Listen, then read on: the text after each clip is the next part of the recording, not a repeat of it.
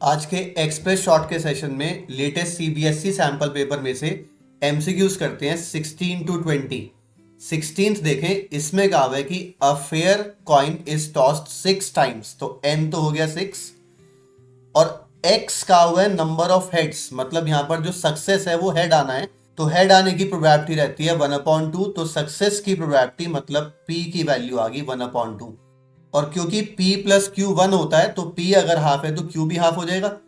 अब इसमें अगर हम बाइनोमियल डिस्ट्रीब्यूशन अप्लाई करें, क्वेश्चन में गिवन है P X is equal to K is equal to P X is equal to K plus 2। यहां पर अगर आप बाइनोमियल डिस्ट्रीब्यूशन लगाएं, बाइनोमियल डिस्ट्रीब्यूशन में आता है एन सी आर, एन है यहां पर 6, एन सी आर, आर है के, P raise to the power r और q raise to the power n minus are.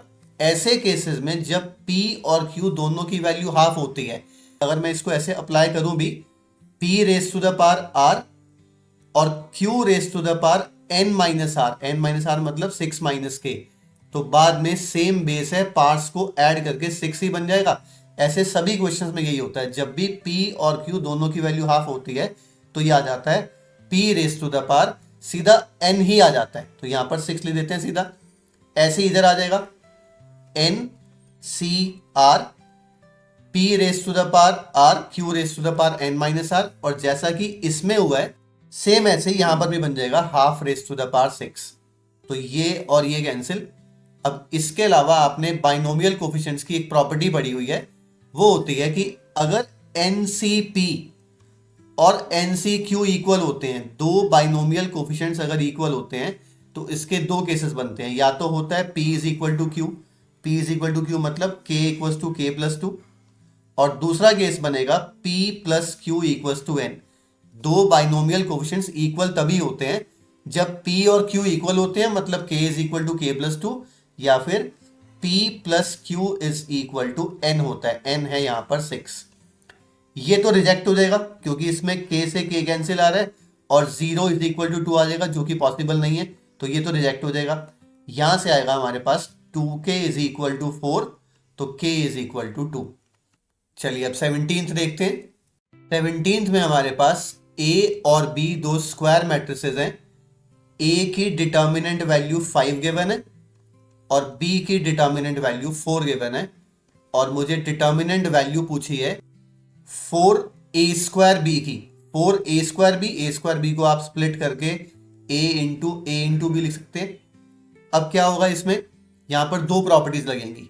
एक प्रॉपर्टी तो ये होती है कि जब भी determinant of k into A होता है, determinant of k into A होता है k raise to the power n into determinant of A, पहले तो ये वाली प्रॉपर्टी लगाते हैं। तो अगर इस 4 को बाहर निकालेंगे तो इसको पावर n मिलेगी, n मतलब ऑर्डर 3 दिया हुआ है, तो पहला काम तो ये किया मैंने। और अंदर अभी ये a² भी लिखे या a इंटू b लिखे, इससे कोई फर्क नहीं पड़ेगा। अब नेक्स्ट स्टेप में यहां पर ये प्रॉपर्टी चलेगी, ये तो हो गया 64 कि अगर मेरे पास है determinant of a into B, determinant of a into B को लिख सकते हैं डिटर्मिनेंट ऑफ a अलग और डिटर्मिनेंट ऑफ b अलग, जितने भी मैट्रिसेस हो। मैंने आपको यहाँ पर 2 का एग्जांपल दिया है, इसको आप जनरलाइज कर सकते हैं कितने भी मैट्रिसेस के लिए। यहाँ पर मेरे पास 3 है, तो इसको लिख सकते हैं determinant of a into determinant of a into determinant of b। अब इन सब की बस वैल्यू रख के आंसर निकालना है।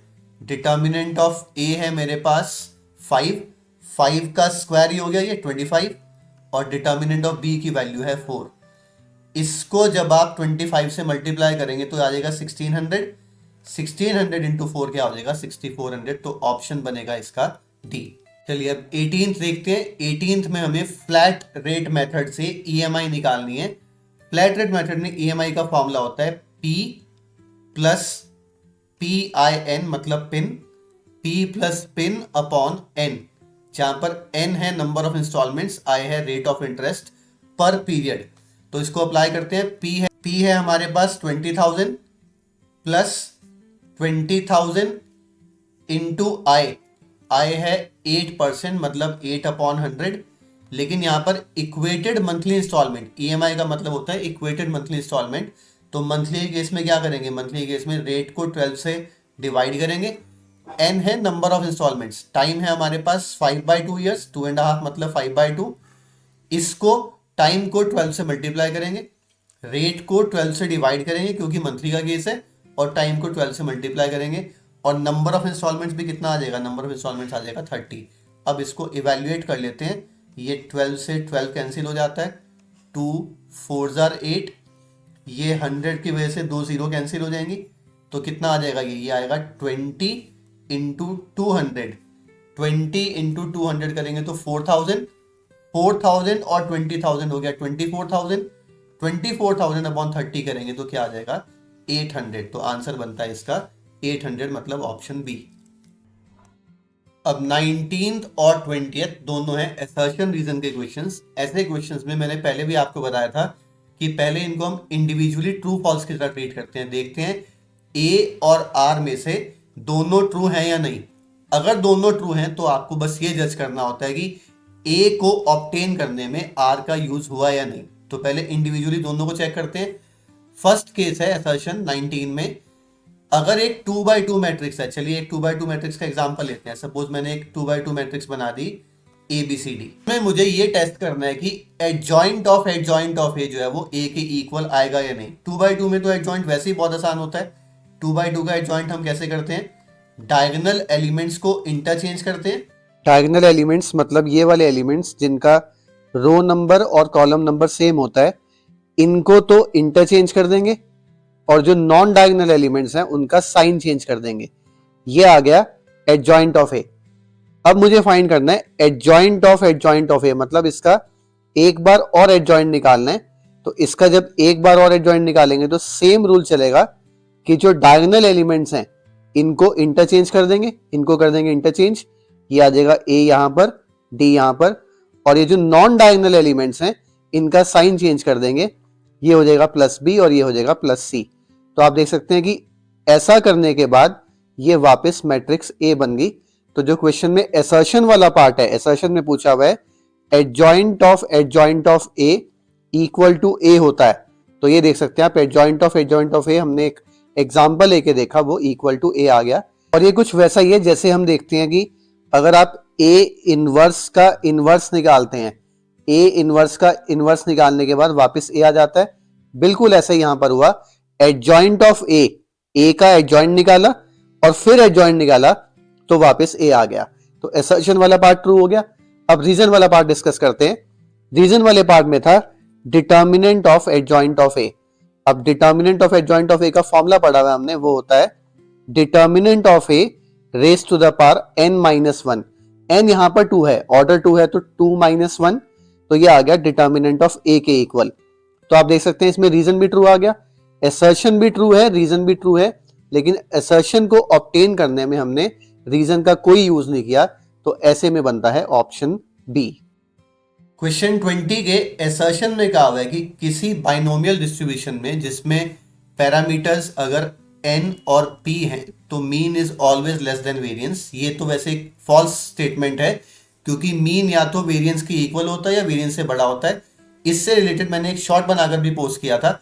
फिलहाल मैं आपको इसका कंडीशन बता देता हूं। मीन होता है n into P minus variance होता है n into P into Q. अगर हम यहां से n इंटू पी कॉमन ले लें, n इंटू पी कॉमन लेंगे तो क्या आ जाएगा, 1 माइनस क्यू आ जाएगा। अब 1 माइनस क्यू हो जाएगा p, क्योंकि p प्लस क्यू की वैल्यू 1 होती है। p प्लस क्यू क्योंकि 1 होता है तो यहां से आप देख सकते हैं 1 माइनस क्यू क्या होगा, 1 माइनस क्यू p होगा। तो n इंटू पी क्या आ गया, np स्क्वायर आ गया। अब स्क्वायर क्या होता है, किसी भी नंबर का जो स्क्वायर होता है वो क्या होता है, स्क्वायर हमेशा या तो जीरो होता है या पॉजिटिव होता है, मतलब नॉन नेगेटिव होता है। कि मीन और वेरिएंस का जो डिफरेंस है उसको मैंने प्रूव कर दिया कि ये नॉन नेगेटिव है। नॉन नेगेटिव है मतलब या तो पॉजिटिव है या जीरो है।